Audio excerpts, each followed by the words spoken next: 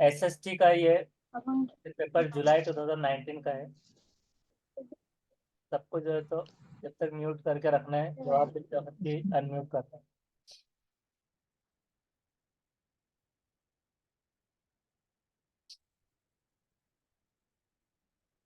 तो first question पढ़ते हैं।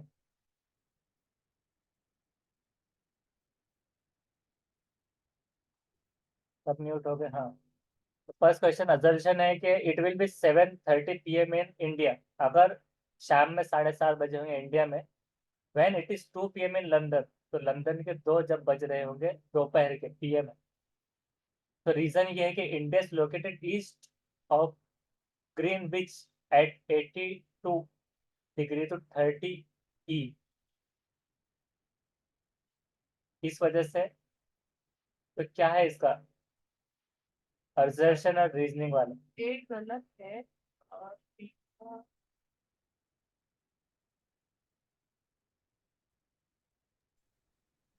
सर 3 घंटे का क्या 4 घंटे का डिफरेंस बोलते हैं ना?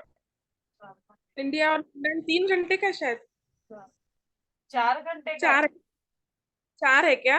4 है जजाक। तो एक गलत है। 7:30, 8:30, 9:30।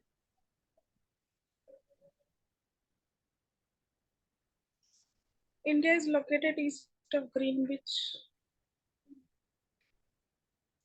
दोनों भी रॉन्ग दिख रहे सर, मगर ऑप्शन में है क्या? नहीं।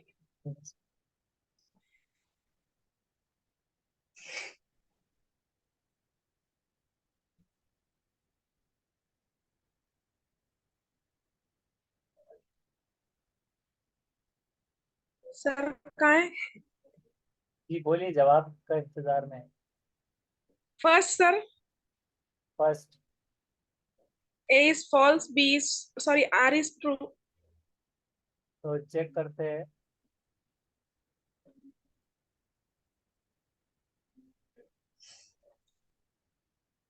31 का है ये।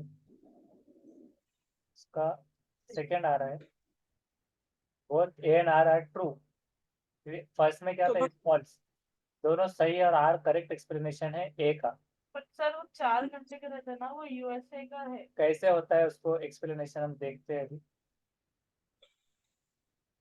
यूएसए का है क्या? वो लंदन का नहीं है? नहीं, लंदन। हाँ, तो देखते हैं लॉन्गिट्यूड और लैटिट्यूड जो हमने पढ़ा होता है। ये क्या होता है कि इमेजिनरी लाइंस होते हैं सर्कल ऑफ अर्थ के। They are use to exactly pin point where person और ऑब्जेक्ट इज लोकेटेड। उसको उर्दू में क्या बोलते हैं, लॉन्गिट्यूड और लैटिट्यूड को? तो ये लाइन जो है तो लोकेट होती है मैप्स में, मेजर होती है डिग्री। अर्जुल वलद वगैरह, टुलुल। Each degree is divided into 60 minute. हर डिग्री डिवाइड होती है 60 मिनट, और ईच मिनट में से 60 सेकंड होते हैं। अब उसके कुछ की पॉइंट है। द मेरिडियन ड्रॉन जीरो पर, वो लैंगिट्यूड लॉन्गिट्यूड जो होता है अर्थ पर, उसको कहते हैं प्रिंसिपल मेरिडियन या फिर ग्रीनविच लाइन। वर्ल्ड अच्छा। स्टैंडर्ड टाइम ये डिटरमाइन होता है इस लाइन के हिसाब से, पूरी दुनिया का टाइम। ये भी कभी कोई जेके में उसमें आ सकता है, जीके में, के डिटरमाइन किससे होता है, तो वर्ल्ड स्टैंडर्ड टाइम डिटरमाइन होता है इस लाइन से, प्रिंसिपल मेरिडियन या Greenwich line. It is located in the city of London. ये कहाँ पर है मौजूद, city of London, Greenwich. Hence it is also known as Greenwich line. India is located at 82 degree 30 minutes east longitude of Greenwich. तो standard line of India वहां से जो pass through होती है मिर्जापुर से in Allahabad. Standard line India के कहाँ से पास होती है, मिर्जापुर इलाहाबाद से। तो इंडिया का स्टैंडर्ड टाइम, कभी ये भी पूछ सकता है। तो स्टैंडर्ड टाइम क्या होता है, 5 घंटे 30 minute ahead of the Greenwich mean. तो 5.5 घंटे फिर लंदन से उसको काउंट करना है। तो क्या हो रहा है फिर, 5.5 लंदन से अगर 2 बज रहे हैं, तो उसमें 5.5 मिलाने पर हो रहा है 7.5।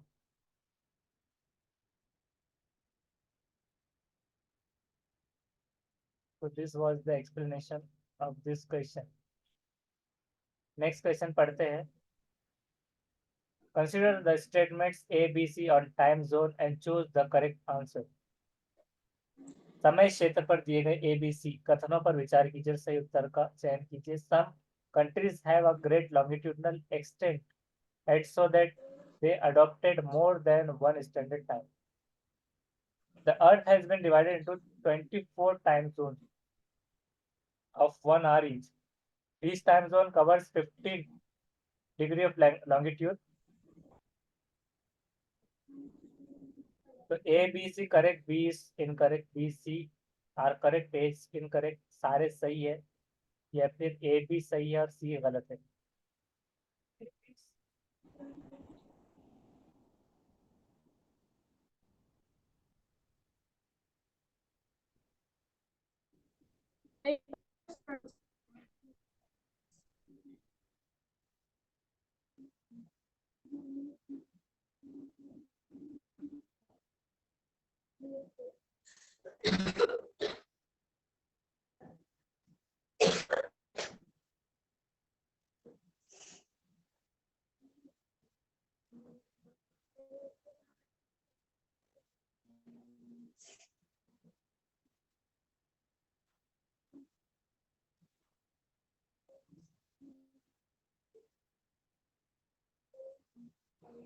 सर अगर रेलवे टाइम बोले तो 24 के समय से डिवाइड होता ना वो.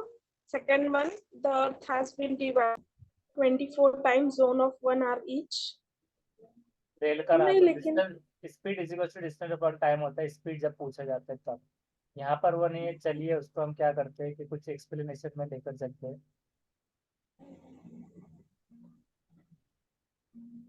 हमारे पास में उसका की पॉइंट ये है कि places local time places that lie on different meridian differ. अलग अलग मेरिडियन पर क्या होता है, अलग होता है.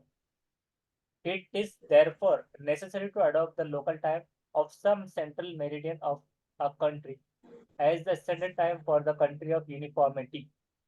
इस वजह से क्या होता है कि अपनाना पड़ता है लोकल टाइम कुछ सेंट्रल मेरिडियन का कंट्री के, क्योंकि स्टैंडर्ड टाइम होता है वो कंट्री यूनिफॉर्मिटी की वजह से. इंडिया में लॉन्गिट्यूड ऑफ 82 डिग्री ई जो है, यहाँ पर 82 डिग्री 30 ई ये ट्रीट होता है स्टैंडर्ड मेरिडियन, और लोकल टाइम इस मेरिडियन पर कंसिडर होता है standard time for the whole country, पूरी कंट्री के लिए. It is known as the standard time, जिसको कहते हैं IST, Indian standard time. Similarly उसी तरह से कुछ कंट्रीज में अपनाया गया है more than one standard time, एक से ज्यादा standard time, due to their great longitudinal extent. मिसाल के तौर पर रशिया अगर बात की जाए तो there are as many as 11 standard time. Russia में कितना टाइम है, 11 से ज्यादा, 11 के करीब. The earth has been divided into 24 time zones of 1 hour each. Each zone thus covers 15 degree of longitude. Thus, we can say that some countries have a great longitudinal extent and have therefore adopted more than one standard time. तीनों correct है. Means correct है ये.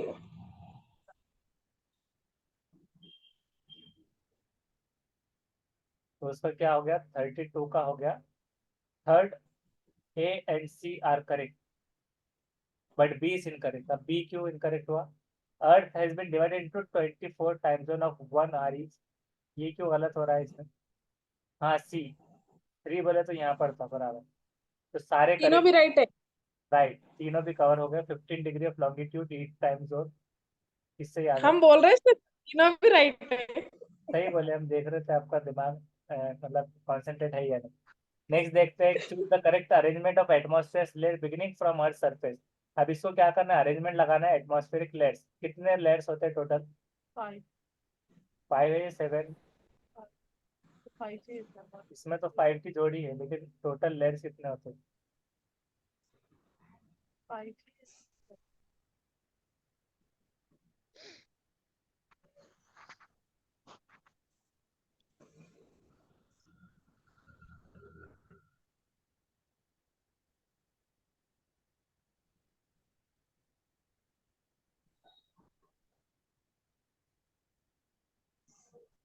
तो 5 ही है वो. 5 ही है sir वो। सिर्फ एक में मालूम इंक्लूड होती हो, थर्मोस्फियर में एक कौन सी आइजोस्फियर बोल के रहती, वो जिससे फोन कनेक्ट होता तो।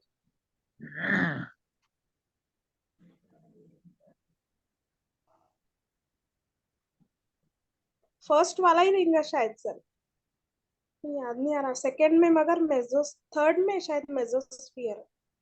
हाँ, ट्रोपोस्फियर, स्ट्रेटोस्फियर। स्ट्रेटोस्फियर में सेकंड वाले में प्लेन का पूरा सब रहता, और थर्ड वाले नहीं, सेकंड वाले में प्लेन से रहता सर रिलेटेड, कि एरोप्लेन ये वो जाते ना तो उसका डिस्टरबेंस नहीं रहता। और थर्ड में मालूम जो बोलते ना टूटता हुआ तारा आता, तो वो क्या करते अपने अर्थ पे आने नहीं देते, वो टूटता हुआ तारा नहीं रहता वो, क्या है, मेट्रॉइस और मेट्रॉइस कुछ तो भी बोलते हैं, मध्यम उसको रोकता सर वो। जला देता। हाँ हाँ, रोक लेता उसको, वो करता। हाँ तो हाँ, इसका राइट है मतलब सर। कहना चाह रहे हैं हाँ सर, तो। करेक्ट, ये चाहिए, ये बोल हाँ, रहे हैं हम। तो पहला है ट्रोपोस्फेयर, थर्मस। उसके ऊपर से हवाई हाँ जहाज जा रहा है। हाँ स्ट्रेटोस्फेयर, ट्रोपो, स्ट्रेटो स्फेयर, सर, यहाँ पर क्या है, ओजोन लेयर की परत है यहाँ पर। हाँ तो इससे मालूम प्लेन जाता सर, ट्रोपोस्फियर से नहीं जाता। हाँ, ट्रोपोस्फेयर नीचे है ना। हाँ, उसके हाँ फर्स्ट ऊपर है वाला। स्ट्रेटोस्फेयर के बिटवीन, दोनों के बिटवीन में प्लेन। हाँ, यहाँ पर देखिए प्लेन और बताया हुआ। ये। उसके ऊपर है हाँ ओजोन लेयर। और फिर यहाँ पर देखिए, फिर ये ओजोन लेयर में यहाँ पर क्या है ये, जो बना हुआ, मतलब वो क्या बोलते हैं उसको, पैराशूट। यहाँ पर कैसे आ गया पैराशूट। और ये टूटता तारा जो आप बोल रहे हैं, ये मेसोस्फेयर में आ रहा है, देखिए। हाँ, मेसोस्फियर में आता सर ये। मेसोस्फेयर, ये टूटता तारा यहाँ पर ये आ रहा है। आने की रोकता उसको ये सर। हाँ, ये लहर जा रही है और यहाँ पर देखिए सैटेलाइट भी है, हाँ तो ये थर्मो के बीच में। ट्रोपोस्फियर में। हाँ, अपन जो बोलते हैं ना अपना मोबाइल कनेक्ट हो रहा, नेटवर्क नहीं आ रहा, इसमें एक आइजोस्फियर रहता सर। ये कहाँ से आया एजोस्फेयर। हाँ सर, इसमें एक पार्ट सैटेलाइट है। के अंदर। अच्छा। 6 पॉइंट्स दे देता एग्जाम्स में, तो वो 6 पॉइंट्स नहीं है, ये 5 है, लेकिन थर्मोस्फियर का वो एक पार्ट है। और ये क्या है तारों के बीच बाजू में ये। अब ये आपने क्या कुछ लगाए होंगे। जूम करके देखिए। मैजेस्टी दिखना जल्दी से। हाँ, तो ये क्या है, जो भी हो। और रॉकेट का यहाँ पर देखिए थर्मोस्फेयर के ऊपर बता रहा है। हाँ तो और एक्सोस्फियर में सर रॉकेट का रहता। एक्सोस्फेयर के बिटवीन, थर्मो एंड एक्सो के। और उसके ऊपर ये क्या है। सर वो अपनी ये क्या बोलते हैं, लॉन्च नहीं करते थे। ये अगेन एक और इमेज है। Troposphere, stratosphere, mesosphere, thermosphere, exosphere.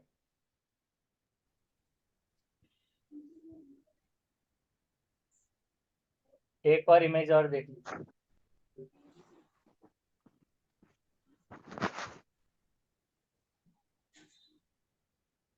अब यहाँ पर जो सवाल पूछा हुआ था, तो ये भी देखना होता है कभी कभार के अरेंजमेंट एटमॉस्फेरिक लेयर। क्योंकि हाँ तो अगर उसने फर्स्ट ही चीज। अर्थ के लेयर पूछ लिया तो फिर वो चेंज हो जाता है। अर्थ के लेयर, अर्थ के लेयर क्या क्या होते हैं, crust, choose the curse correct. जो आता है इसके अंदर, इनर कोर, आउटर कोर, और लास्ट में क्या क्या, पूछ रहा है क्लियर। अर्थ के लेयर्स, इनर कोर, आउटर। और नहीं, वो नहीं पता सर। इस पर सवाल आता है एसएसटी में, लेयर्स ऑफ अर्थ।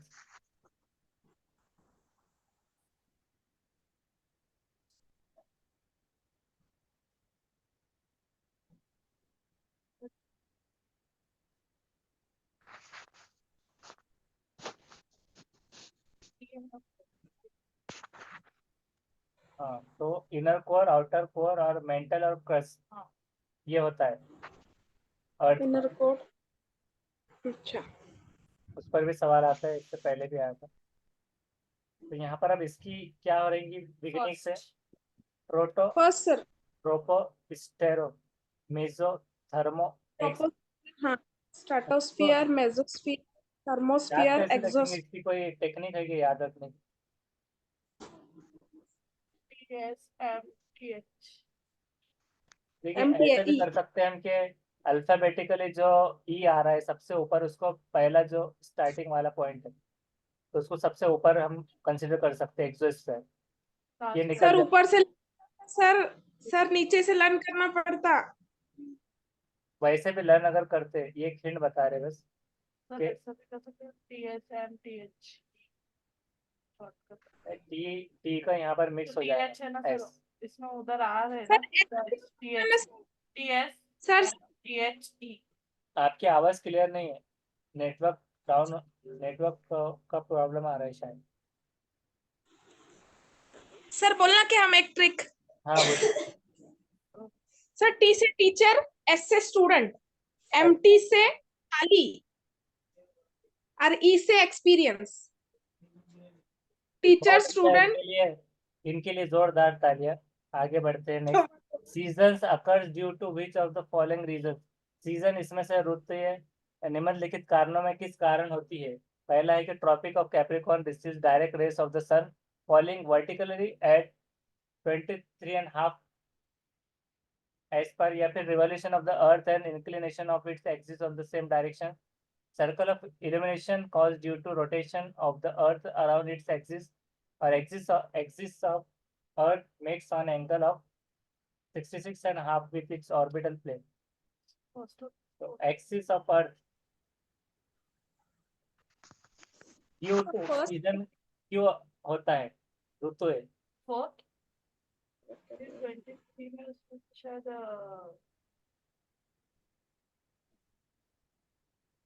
क्या रहेगा सर ये फर्स्ट राइट है मकर। उसका? है second, revolution of earth and inclination of its axis at the same direction. पृथ्वी का परिक्रमण और एक ही दिशा में उसके अक्ष का झुका होना, ये सीजन अकर्स होता है इसकी वजह से।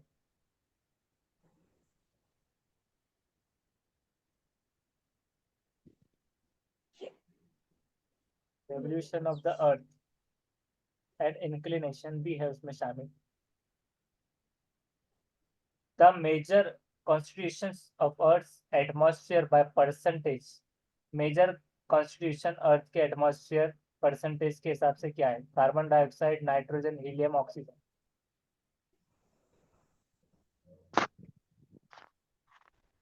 नाइट्रोजन नहीं। संकट बोले क्या बड़ा सा। परसेंटेजेस। वो पूछ रहा है कि परिदिशात के अनुसार पृथ्वी के वायुमंडल में कौन सा प्रमुख संघटक है? मेजर कॉन्स्टिट्यूएंट्स, प्रमुख संघटक। हीलियम ही है sir.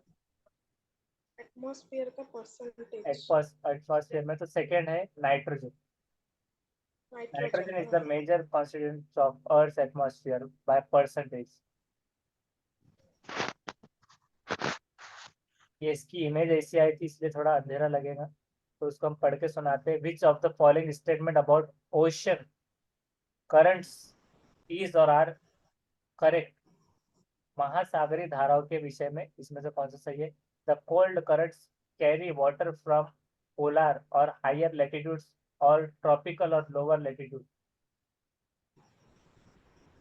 Labrador is a warm current area where warm and cold current meet, provide wide world's best fishing grounds. तो उसका है सही जवाब first. A and C are correct, B नहीं है। लेब्राडोर एक गर्म धारा है, लेब्राडोर इज वार्म करंट, ये गलत है। बाकी ठंडी धाराएं अथवा अक्षर से जल को, मतलब ये जो भी है ना, थोड़ा अंधेरा था उसमें इसलिए। नेक्स्ट है the dispositional feature of glacier is called. हिमनद के निक्षेपण को क्या कहा जाता है? मोरैन, लोएस, तटबंध, लेविस, सी केप, समुद्र गुफा।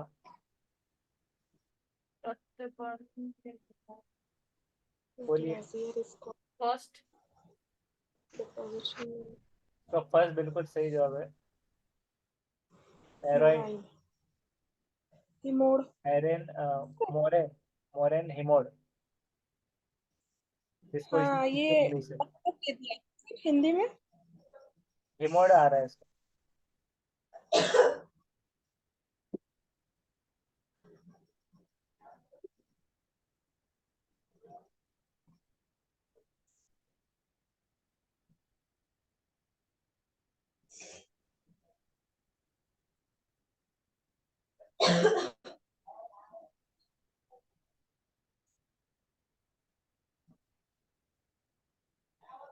क्या होता है ये,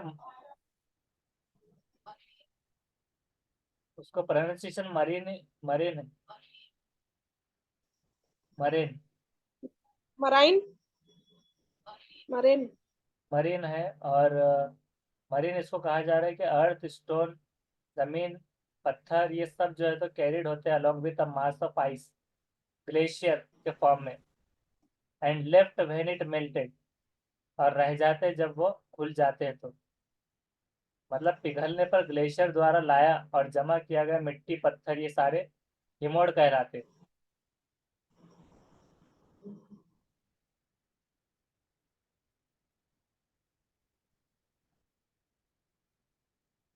तो ये होगा मरीन।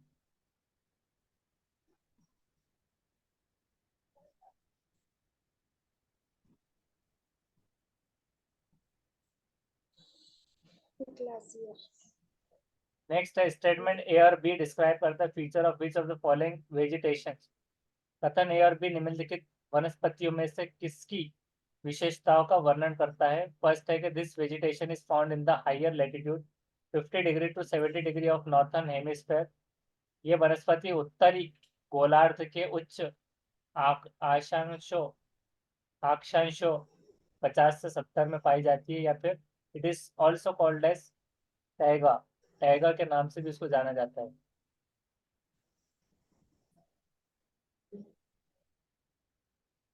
थर्ड मेडिटेरेनियन वेजिटेशन, क्योंकि यहाँ पर वेजिटेशन है इसलिए। और सबसे sir temperature डिसीजियस forest,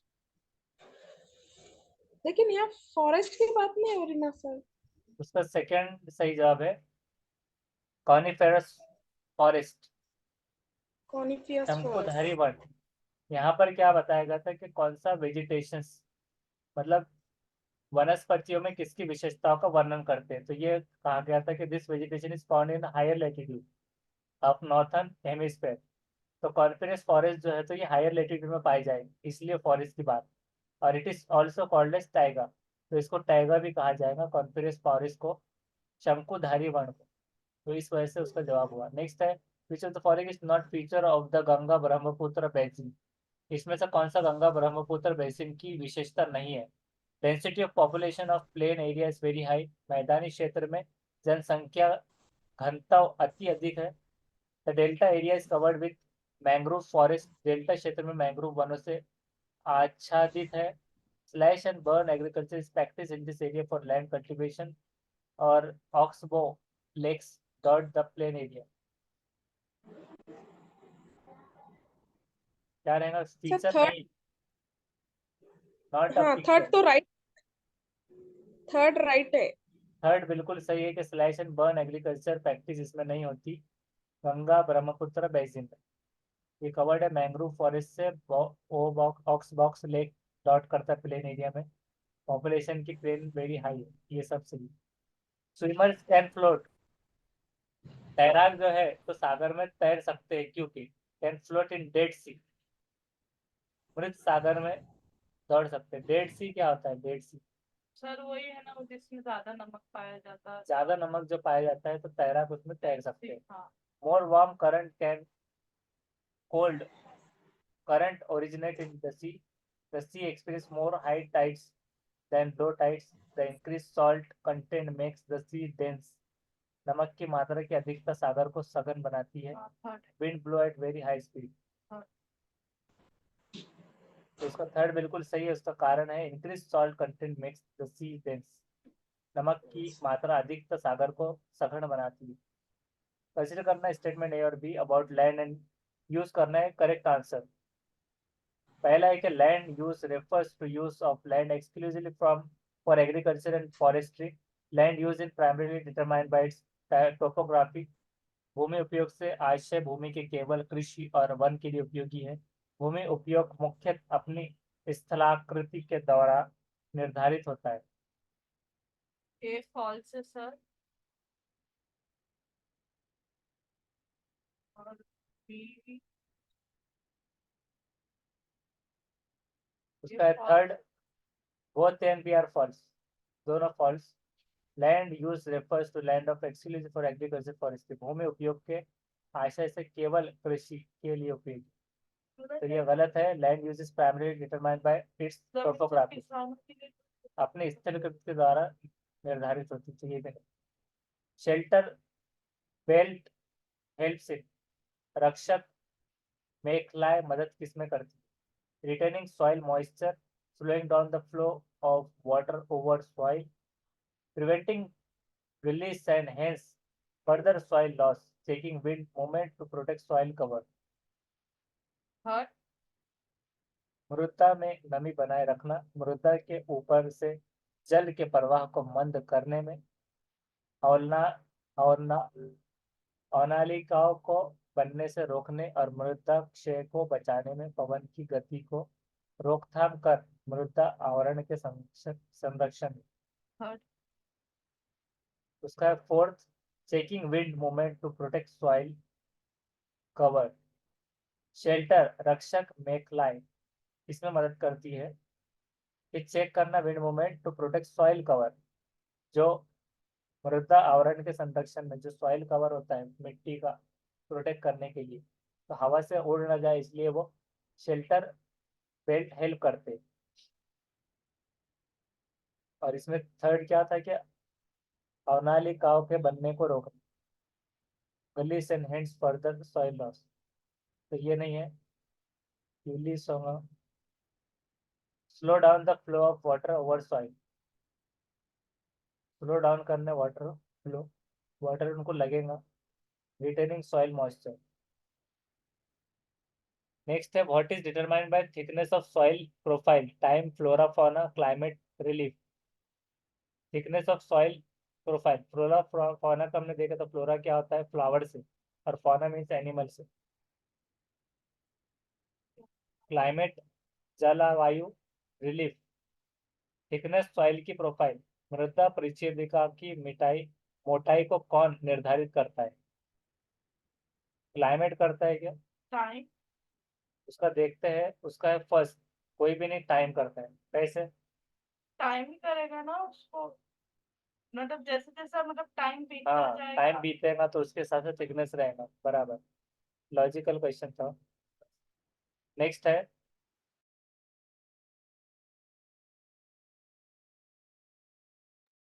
on the basis of their distribution resources can be classified as. वितरण के आधार पर संसाधनों को वर्गीकृत किया जा सकता है। पहला है कि renewable and non renewable resources, नवीकरणीय संसाधन और अनवीकरणीय संसाधन। Biotic and abiotic resources, abiotics and localized resources, actual and potential resources. कौन सा हो सकता है? 44। उसका है थर्ड,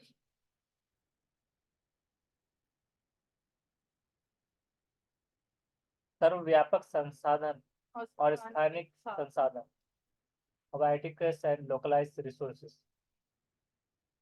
इसको क्या कहेंगे? Distribution resources can be described as. ये अबायोटिक इसमें आया था और बायोटिक तो वो वाला नहीं था। ओबिक्यूटिस, ओबिक्यूटस और लोकलाइज्ड रिसोर्स, ओबिक्यूटस, उससे याद रखना है। नेक्स्ट है which of the following statement about diverse society is correct. विविध समाज के संदर्भ में निम्नलिखित कथन में से कौन सा सही है? It would have difference in culture and power. It would have similarities of language, region, religion and culture. It would have differences and similarities in language, culture and religion. It would have differences and inequalities in language, region, religion, and culture. Third. Diverse society. Third. उसका third बिल्कुल सही है कि it would have differences और similarities in language, culture and religion. भाषा, संस्कृति और धर्म में विभिन्नताएं और समानताएं, कभी विभिन्नताएं और समानताएं पाई जाएगी. डिफरेंसेस इन कल्चर पावर आ गए यहाँ पर. और इसमें क्या था? सिमिलरिटीज, सिर्फ सिमिलरिटीज, सामान्यता. डिफरेंसेस और इनइक्वलिटीज डाल लिया था, असमानताएं, तो ये इससे नेगेटिव है. Which of the following statement challenges gender stereotype? Women are passion conscious. Passion परस होती है औरतें. Women are responsible bus driver. महिलाएं जिम्मेवार वाहन चालक होती है. Women are nursery. Women are very emotional. Second रहेगा सर. चुनौती जो देगा जेंडर स्टीरियोटाइप को, तो सेकंड बिल्कुल सही है कि women are responsible bus driver. तीनों पे रोटी बात का तो देगा, मतलब उसको वो हाँ, है इसको बढ़ावा टाइप देगा, है. इसको जेंडर स्टीरियोटाइप को बढ़ावा देगा, प्रोमोट. और तो चैलेंज आ गया तो जो चुनौती. नेक्स्ट है which of the following compose the main demand of suffragettes. नारी मताधिकार आंदोलनकारियों की निम्नलिखित में से कौन से मुख्य मांग है? Right to bureaucratic roles of women, adult franchises for propertied women, adult franchises for work class, right to vote for women.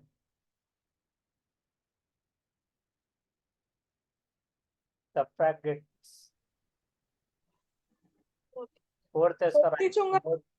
हाँ, फोर्थ है right to vote for women, महिलाओं के लिए मत अधिकार, नारी मताधिकार. हाँ, इसमें हिंदी के हिसाब से वो मताधिकार मिल रहा है इसमें, अगर कंफ्यूज होते हैं.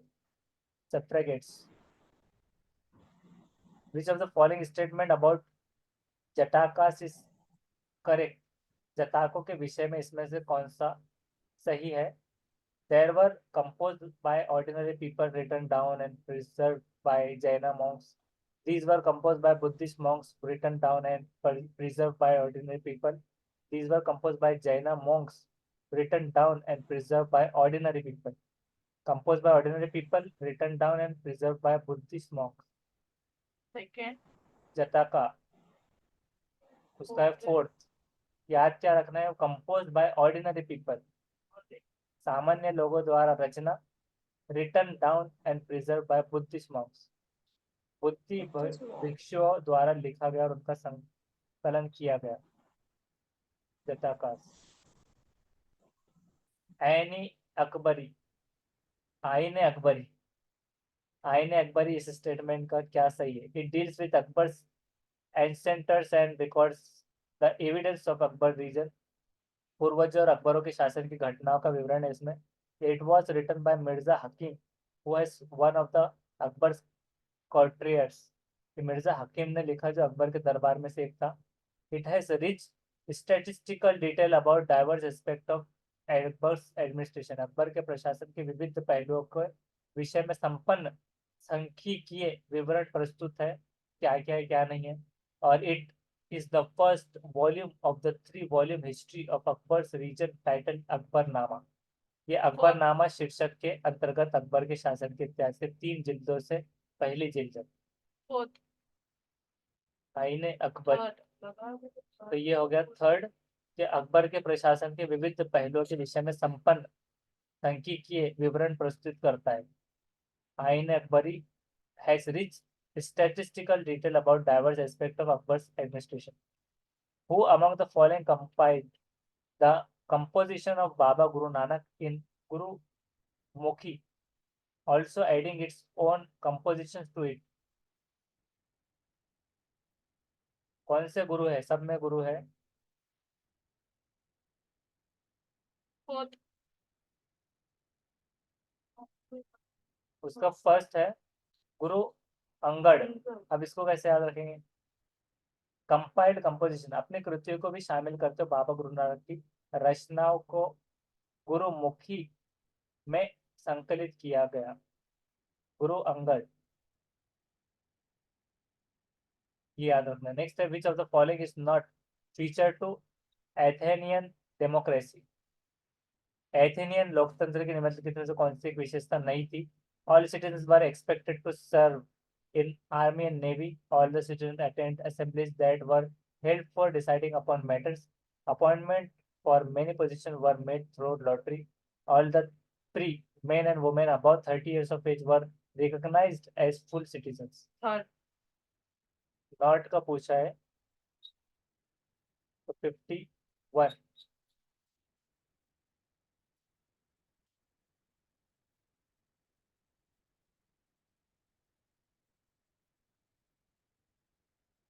उसका है फोर्थ।